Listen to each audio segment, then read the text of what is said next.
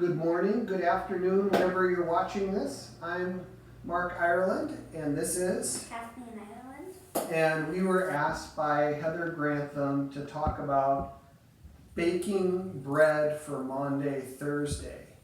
And obviously, plans have changed. This is, as Pastor Mariah said, the lintiest Lent ever, and that is absolutely true. And so, as we're home and we are sheltering in place, we've got a little bit extra time on our hands, right? Yes, we do. And we've got an opportunity to do something that I love, which is baking bread. And you love baking bread. Yes, I do. And I love baking bread. We all love baking bread. And so we're going to bake bread together. And this is the famous New York Times no-knead bread recipe. We're going to cheat a little bit, and we're going to knead a little bit because I think it's just easier sometimes to not hold yourself to not kneading it at all. Yeah. But it comes together really quick, and what you would do is the evening before. So this is the evening after dinner. Put the dough together, and then once it comes together, you set it aside. And as opposed to all those images of baking bread where people are they're pushing and they're pulling and they're doing all this stuff, kneading that bread, throwing it up in the air, doing all that stuff. You don't have to do that with this. This truly is a simple recipe.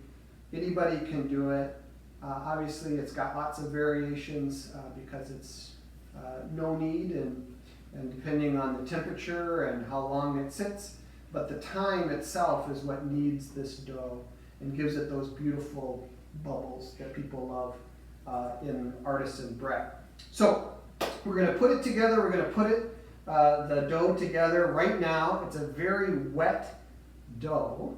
And then as Kathleen is putting it together, mixing it together, because it's no knead bread. As she's mixing it together, we'll talk about what you will need to bake it the next day, because this is supposed to sit for probably about 12 to 18 hours. That's So how long during it the sits. Over the night, yep. So Which is why you should do it after dinner, so then you do not have this urge to get out the bread. exactly. Or if it's Maundy, Thursday, you could do it that morning of as soon as you get up, and then theoretically you would have enough time. But really, I love doing it the night before. It's just easier. It's done, and then all you got to do is bake it. So first thing is flour. So I've got more flour than we actually need, because I've doubled the recipe.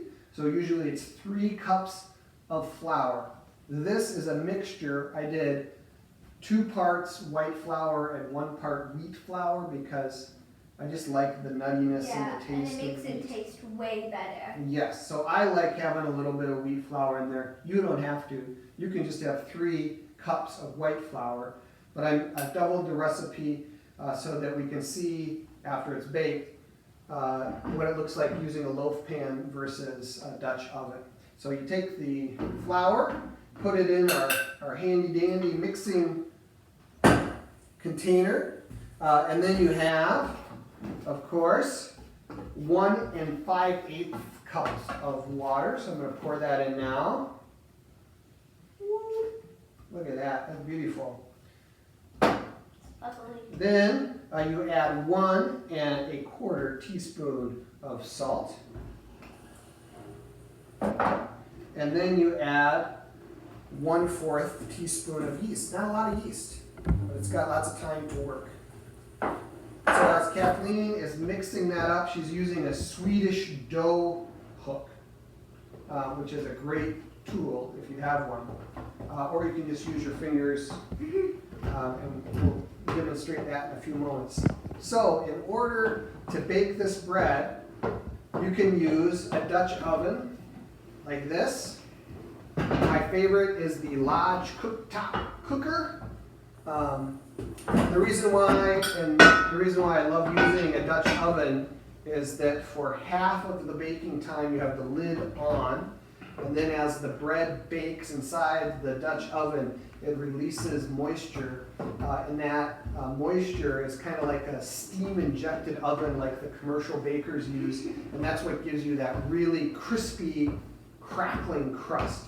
And so I also put parchment on the bottom of the Dutch oven, or the cast iron Dutch oven, and that just ensures that it doesn't stick to the bottom. And so tomorrow we'll talk a little bit about this, but you actually preheat the Dutch oven for about 30 minutes or an hour before you put it in. Put the dough, the loaf in, the raw uncooked loaf into the Dutch oven. And so you actually preheat this ahead of time so that's hot when you put the dough in. And again, that's going to release the steam. And about halfway up, when you're done, about halfway, take the lid off and finish baking. If you don't have a Dutch oven, or you don't want to do a free-form boule, as it's called, that free-form loaf that you might see at the supermarket or at a fancy French bakery, if you don't feel comfortable doing that, that's okay. This is really wet dough. It's not easy to handle. And so the other option is you can get your handy-dandy loaf pan. And as opposed to using a Dutch oven, you just take your dough and you put it in greased loaf pan, or you line it with parchment paper along the bottom to make sure that it doesn't stick. How is it going mixing the dough? It's easy, except for that in this corner there's a clump of flour that does not want to come out. All right, so we got our dough. It's all mixed, and you can see on the bottom that there's still some of it. So we'll just get all of it out. You can see that that's really wet. It's almost like a really thick pancake. This is our dough, and over time, the water is going to be absorbed by the wheat, and you'll get some nice gluten strains. So Kathleen was talking about there's a little corner there where there's some flour, and you know how you get that out? If you don't have a dough, you use your fingers. you don't want this, which is really sticky. So we washed our hands before we started shooting this video. You can just get your hand wet, go in the corner and bring it in. And you shouldn't get that. So is your hand all wet? Yes. So just go in the corner and pull it in. There you go. Perfect. And then take your hand out. This is my hand. Put it back in here.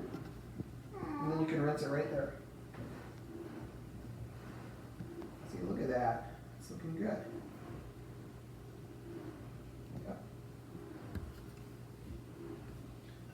Now that you've done that, you can just kind of go back and make sure it's all there. Okay. Yep, so here's this right here. That is why having a little bowl of It's a water. miniature sink. It's a miniature sink. It's perfect. And so, this is all mixed together, and we're done. We don't have to do anymore. There's no beating, there's no kneading, there's nothing else that you do. All we do is we put the lid on, and we set it aside for 18 hours, and we'll come back, and we'll bake it up, and it'll be delicious. Wait. Say thank you. Thanks for watching. We'll be back soon. See you in 18 hours. So we've had the oven preheating at 450 degrees for at least a half an hour or 45 minutes while we were eating dinner. And so now we're ready to bake the bread. So they've been resting under a towel in our loaf pan. And then our bowl as well. And so this is the point where I just want to take a moment to talk about making bread baking as part of your Sabbath practice. It was part of our small group, and we read this book, Becoming Bread, and embracing the spiritual in the everyday. And it talked about, and throughout the book, but then in the back, it has different ideas as to how you can incorporate mindfulness and centering prayer into your bread baking practice. And so this can start right at the very beginning, last night when we initially put the ingredients together, or it can start right now. And one of the ideas that they have is, number one is to dedicate your bake to something. Maybe that is a loved one who passed away, maybe that's something that's going on in the world, a current event, a concern, or maybe a celebration, you're celebrating something. And make this bake tied to whatever it is that you're dedicating the bake to. And so we did a video for the Sunday school kids related to baking zucchini bread, and in that bake we dedicated it to my dad. And so I think with this one, with all of the uncertainty going on, I think this bake is really dedicated to all the people who are struggling right now, whether that be economically, health-wise, maybe stresses from jobs, parenting, whatever it is. So I'm dedicating this bake to those individuals. And so we can just take a moment and then center ourselves before we put the bread, the loaves, into the oven. And then we're going to have 30 minutes before the lid comes off of the bread that's in a Dutch oven, or the loaf that's in the Dutch oven. And so during that 30 minutes, really take it as a quiet time, a time to either spend with a loved one or just by yourself, thinking about what this bread bake is about. And also, since you're baking it for Maundy, Thursday, about what the Lenten season is about, and Maundy, Thursday.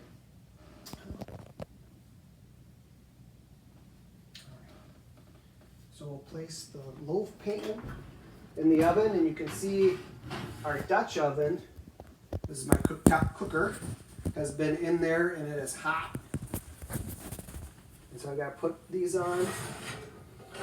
We'll take the lid off and try to not burn ourselves. And then we've got the bottom of the cooktop cooker. I cut out some parchment paper, and I'll put that there. And then we have our loaf right here. So what I'm actually going to do to get the loaf out of this is I'll put the parchment on top. And I'll put this right here. And I'll flip it over. Take this off. Oh, a little messy. I think it's good. And then we'll put the lid back on. Get it back in the oven for 30 minutes.